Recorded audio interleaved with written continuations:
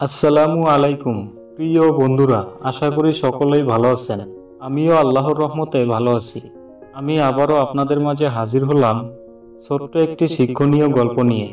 আশা করি আমার এই ছোট্ট গল্প থেকে কিছুটা হলেও নৈতিক শিক্ষা অর্জন করতে পারবেন। গল্পটি হলো, একটি গ্রাম ছিল।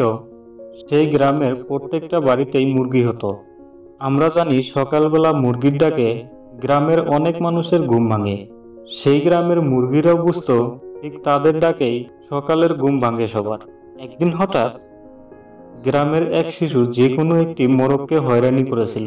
সেই কারণে মোরগটি খারাপ হয়ে গেল। মোরগটি তখন মনে মনে ভাবতে লাগলো, আমার জন্যই গ্রামের সবাই সকালে ঘুম থেকে উঠতে পারে। পরের দিন সকালে আমি কোনো শব্দ করব না, সবাই ঘুমাতে থাকবে আর আমার গুরুত্ব বুঝতে পারবে এবং আমাকে আর জ্বালাতন করবে না। পরের দিন সকালে মোরগ কিছুই বলল না, তো সমস্ত লোক যথাসময়ে উঠে তাদের কাজ শুরু করে দেয়। মোরগটি দেখতে পেল সবাই সবার মতো কাজ করে যাচ্ছে, জন্য কারো কাজ থেমে নেই এবং থাকবেও না। এই ছোট্ট গল্পটির নৈতিক শিক্ষা হচ্ছে, গর্ব করবেন না। আপনার গুরুত্ব লোককে না জানিয়ে আপনি নিজেকে ফুটিয়ে তুলুন মানুষের প্রয়োজনীয় হিসাবে।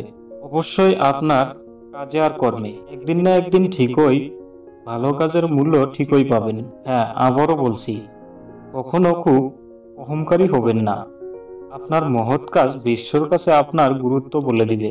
আজ না বললেও একদিন না একদিন ঠিকই বলবে। প্রিয় বন্ধুরা, আশা করি ছোট্ট গল্পটি শুনে মনের মধ্যে কিছুটা হলেও উপলব্ধি করতে পেরেছেন। ধন্যবাদ সবাইকে। সুস্থ থাকুন, সুখে থাকুন, শান্তিতে থাকুন। আল্লাহ হাফেজ।